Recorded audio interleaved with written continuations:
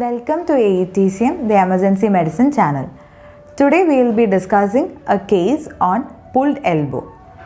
A 2-year-old girl child was brought into ER with acute onset pain over the left upper limb for the last 20 minutes. Initial 10-second assessment, the child was alert but irritable and crying in pain. Coming to the primary survey, child's airway was patent. There was no signs of airway obstruction, and breathing, normal work of breathing, air entry bilaterally equal with the normal vesicular breath sounds and a saturation of 100% at room air. Coming to circulation, the child had a pulse rate of 124 per minute with a capillary refill time of less than 3 seconds, and all the peripheral pulses were felt equally bilaterally. Coming to disability, the child was alert, child was crying but consolable, child had normal interaction, normal look and normal speech for the age. And coming to exposure, the child was placed comfortably with the parent in normal ambient temperature. There were no adjuncts to primary survey were asked for, as the child had no disability in the primary assessment. And coming to the ample history, a 2-year-old child with no history of any drug allergies or any other allergies, with no history of any chronic medicine intake, with a history of previous episodes of pulled elbow in the past, and 4 episodes of pulled elbow were there in the past, which was corrected from other hospitals, and last meal was taken about 2 hours back. Coming to the events leading to this episode, the child was pulled out of the car by the father by holding the left upper limb, and then the child developed acute onset pain over the left elbow, and the child was holding the hand in a specific position, not allowing the parents to touch the upper limb, and was crying in pain, and hence the child was brought into ER. Coming to the secondary survey, that is the head-to-toe examination, the child had no signs of any head injury, no external injuries, no LOC, no seizure, vomiting, headache or ENT bleed. The C-spine and neck examination, there was no C-spine tenderness, there was no range of movement restriction of the neck. Coming to the chest and the thorax, there were no signs of any external chest trauma. Air entry was bilaterally equal, normal vesicular breath sounds, and there were no signs of any palpable rib fractures, and there were no signs of any flail chest. Coming to abdominal examination, per abdomen was soft, non-tender, and there was no signs of any external abdominal trauma. Coming to the pelvis examination, the pelvis was normal, no signs of any perineal injury, and pelvis compression was intact. Coming to the musculoskeletal examination, the child was actively moving all the limbs except the left upper limb. The left upper limb was held in a pronated and extended position by the kid, and the kid was not allowing anyone to touch the upper limb, but the child was moving all the fingers trying to hold the pen that was offered to the child. The child elbow was examined. There were no signs of any contusion, any bruising, no obvious bony fractures were there, no open wounds were present around the elbow region, and the child had a normal movement of the left shoulder and the left wrist. So at this point, after the secondary survey, a clinical diagnosis of pulled elbow was made, and the child was sent for an X-ray to rule out any bony pathologies, and X-ray showed a normal bony appearance with no obvious fractures.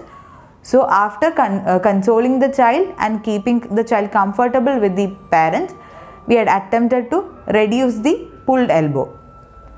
So we have basically used a hyperpronation technique, wherein the child's upper limb was pronated and the pulled elbow was reduced.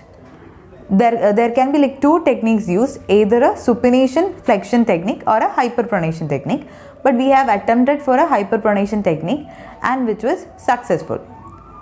And about like in 5 minutes the child was completely normal and the child was actively using her left upper limb.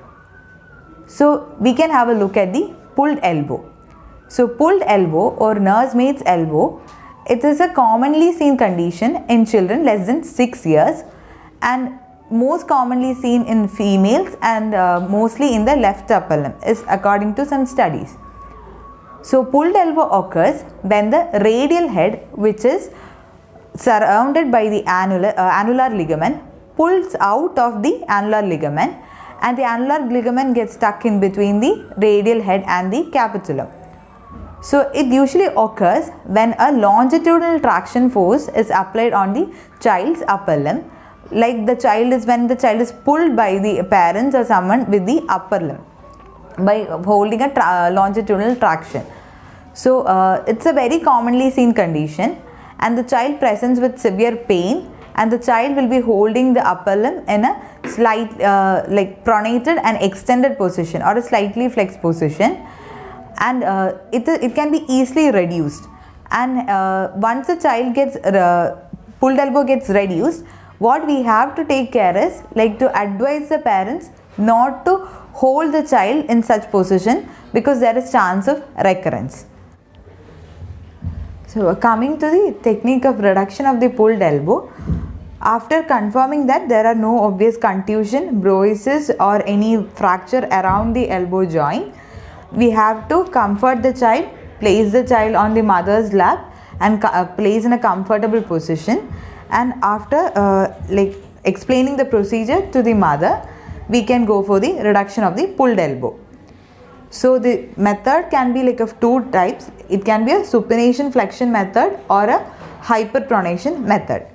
So the child's elbow joint should be catch hold with one hand and the hand should be held with the other, and we have to place our thumb on the head of the radius of the child and we have to catch hold of the hand.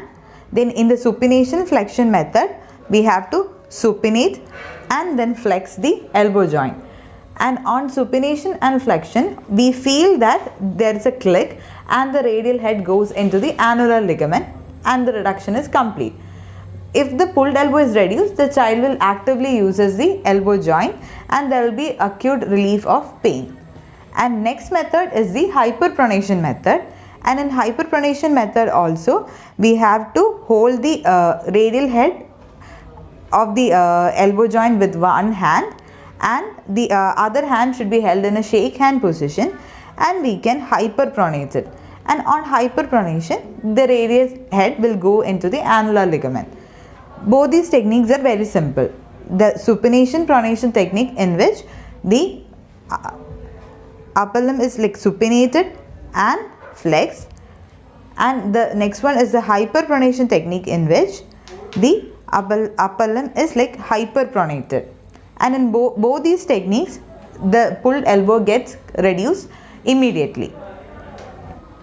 So once the pulled elbow gets reduced, what we have to do is that we have to explain to the parents that there is a chance of recurrence, and we have to advise them not to lift the child by the upper limb, like that is not to do any activity that may give a longitudinal traction to the child's upper limb, which may cause a recurrence of the pulled elbow. And the child can continue the normal activity and immobilization is not ideally advised. The child can actively use the limb for any activities. And that is a pulled elbow case, which is very common in children and which can be reduced in a very short span of time, and the child can be given acute relief. Thank you.